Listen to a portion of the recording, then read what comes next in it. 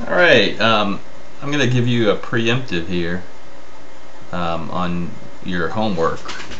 By the way, enjoy your break, enjoy your time off.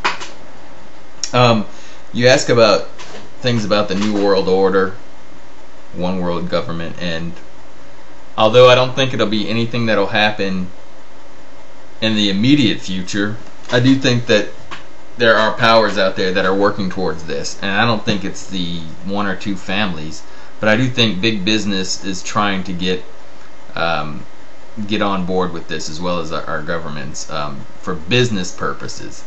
I'm going to put a few clips on here from some credible news channels, and what these clips are talking about is sort of on the basis of one world government, although it's regionalized. And what I'll do is I'll edit them down, and I'll go ahead and comment on the videos after it. Waco, Texas, 2005. Under these three men, the Security and Prosperity Partnership was born. An effort, the governments say, to harmonize regulations and increase cooperation between three very different countries. The Mexican president in Cancun this spring. We need to elevate the competitiveness of our economies. And a new Canadian Prime Minister joining the discussions as this North American partnership barrels ahead, with departments and ministries of all three governments working quickly to integrate North America by 2010. The official progress report boasting, quote, implementation is on track. And now Mexico's new president, Felipe Calderón, widely expected to keep the progress moving. He points to SPP documents urging the free flow of goods and people across borders, and a wish list from business interests that borders remain open during a flu pandemic. Worse, critics say foreign policy elites are promoting a European-style union, erasing borders between the three countries and eventually moving to a single North American currency called the Amero.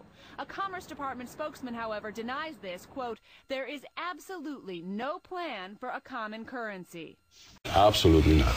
Email from Mrs. Gonzalez in Elizabeth, New Jersey. Mr. Fox, I'd like to know how you feel about the possibility of having a Latin America united with one currency. Long term, very long term. What we proposed together, President Bush and myself, is ALCA, which is a trade union for all of the Americas. And everything was running fluently until Hugo Chavez came. And he decided to isolate himself. He decided to combat the idea and destroy the idea. And very unfortunately, is it going to be like the euro dollar, you mean? Well, that would be long term. I think the process is to go first step into a trading agreement, and then further on, a new vision like we're trying to do with NAFTA. Dollar drop. We're coming into a cyclical bottom for gold, and it rises going into December, January, so that might be the reverse of the dollar fall. Apart from that, I think one thing people who are dollar-based need to focus on is the Amero. That's the one thing that nobody's talking about, but I think it's going to have a big impact on everybody's life in Canada, the U.S., and Mexico. If you Google it, you'll find out all about it. Well, you could tell us a little bit more right now. You always hear it on CNBC, don't you? The Amero is the proposed new currency for the North American community, which is being developed right now between Canada, the U.S., and Mexico to make a borderless community, much like the EU, and the dollar, Canadian dollar, U.S. dollar, and the Mexican peso replaced by the Amero. You really think that will get any leeway? You may want to visit a couple of websites and see how far along it is. The Canadians are pretty upset about it, whereas the Americans, apart from the Texans, are the only people who know anything about it. The rest of the public's really sort of with their head in the sand on this one.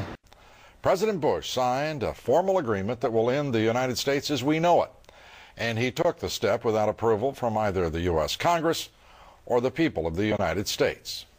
Bill Tucker reports. The Security and Prosperity Partnership of North America sounds benign, hardly like a policy that critics call NAFTA on steroids. It's a deal that few have even heard of. It's being done again by very few people at the very top on behalf of the investment class, but the working class of people. political officials across our country, from communities, from cities and so forth, they don't know anything about this. Yet it was agreed to by Mexico's President Fox, Canada's Prime Minister Martin, and President Bush in 2005.